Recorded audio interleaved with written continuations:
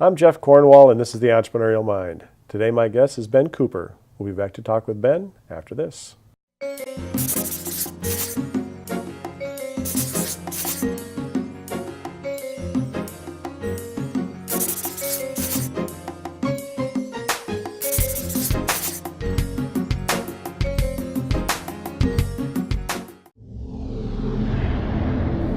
Talkopolis programming is sponsored in part by the Vane Center, now celebrating 10 years service in Nashville, Tennessee. Welcome, Ben. Thank you. So I was trying to remember driving over here. You graduated from Belmont in 2007. Wow. So we've Yeah, been working some together years. for about a decade now. Yeah. And you came to Belmont. You were one of the first to graduate in audio engineering and had an entrepreneurship minor. Right. And you immediately went out and started songwriting. Right.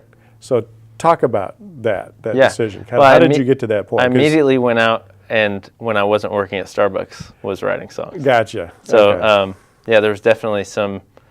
It was a good year and a half of working A odd barista jobs work. and Yeah. and just odd hours so that I made sure that I was free during the prime songwriting times of the day, which is usually on any given day I'll write with somebody around 10:30 in the morning to maybe 3 in the afternoon, and to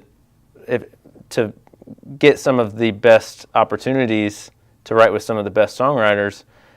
Just by thinking through it a little bit, I realized the top songwriters aren't working other jobs, so they're doing it Right. middle of the workday.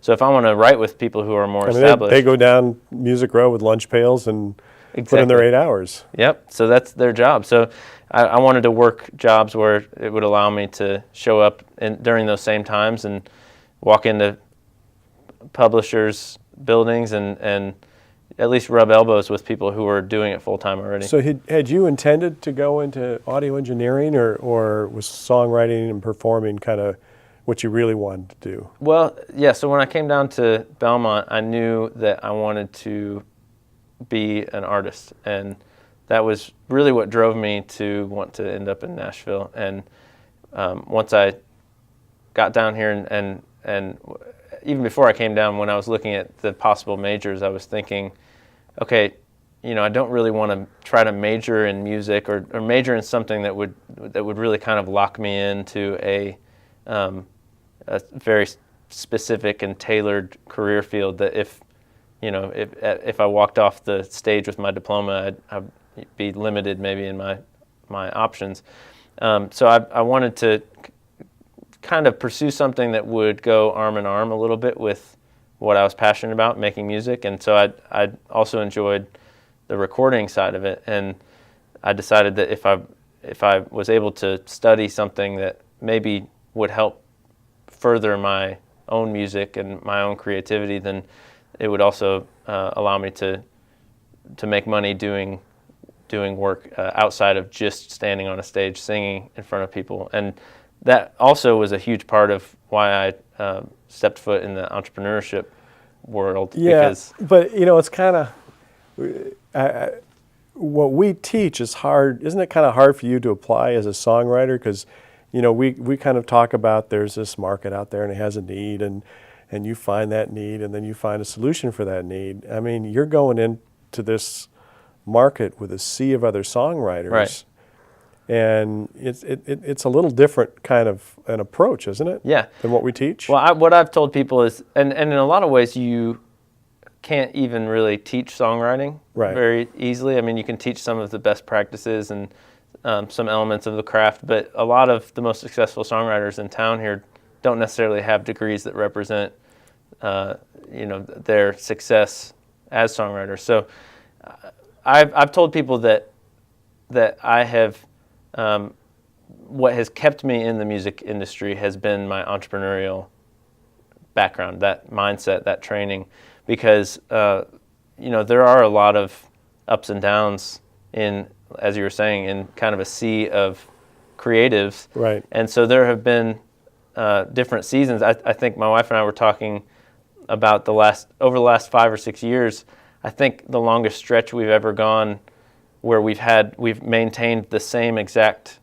working opportunities, job situations. Right. It's been 6 or 9 months, and about every 6 to 9 months, one of our kind of freelance opportunities or publishing deals, or I've been spending a lot more time producing as of late. These different opportunities. And Brittany's a writer. And Brittany, yeah, she's the editor of a couple of magazines here in Right. town, and then Pledge Music, which is a fan funding Right. company for music projects. We've just had our hands in a lot of different things, and in a lot of ways, that's kind of the nature of the landscape right now for any professional creative person, that you have to constantly be seeing opportunities to apply your skills and your talents in ways that may not be as conventional or traditional as, hey, I'm a songwriter, I want to write songs for a publishing company. Yeah, that has been one element of how we've been able to not work at Starbucks for the last 6 years, but it's meant always being creative, not just in the work that we're doing, but in how we find the work to do.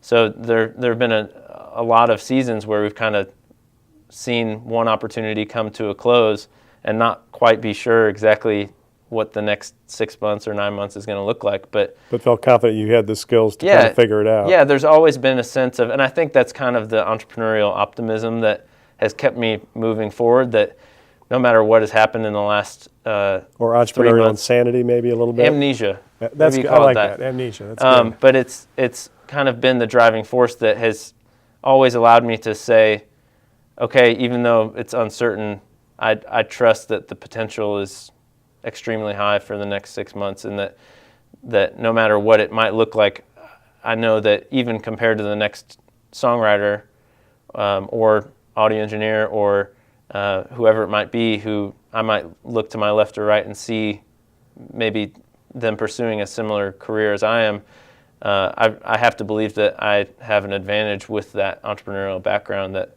kind of continually allows me to see not just what's in front of me, but maybe what the next person might not see in front of them yet. Sure. Too. So I know one of the lessons that you learned well was, we teach a lot about bootstrapping. Yeah. And you certainly have bootstrapped a lot. Talk about your basement.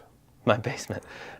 Well, so my basement, when we bought our house 5 years ago over in East Nashville, there was a room down in the basement that looked like the previous owners of the home had used as maybe an auxiliary office space / guest room. And it kind of stayed like that for the first couple of years we lived in the house. I had our second bedroom set up as a writing and recording space.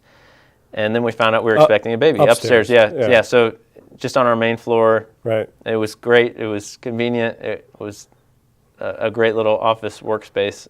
And then we found out we were expecting a baby. And then along comes Eleanor and ruins everything. Yeah. Yeah, and all of a sudden it's a nursery before you know it. So I realized that there weren't any other spaces on our main floor that really made sense, and part of that kind of seeing the potential or an opportunity with that entrepreneurial mind, I think I realized, okay, wait, there's this space down in the basement that with a little tender love and care could become really a pretty ideal writing and recording space, mainly for it's a cool little studio for demo recordings. It's great because sometimes you'll hear a crying baby or a car drive past this. There aren't many mufflers in East Nashville. Lots of crying babies and lots of little thump of feet upstairs, and so it worked great until all of a sudden your producing took off. Yeah, so now and that's a little awkward to have somebody come down into your basement. Yeah, it's kind of it's got a great college feel to it. It's you're not in college anymore. Right, exactly. Yeah. So it's worked. It's served me well as a workspace for the last few years, but I've quickly realized that season is coming to a close. So there's a building over on the east side that I'm going to be building out a commercial recording space and pre-production space for me to start meeting with clients and doing some work that. It's kind of a big step for It is a someone big who's step. been a bit of a, sort of a little floating bootstrapping Exactly. entrepreneur. Yeah. Now you're committing to fixed resources. Was that scary? It's Or were you ready?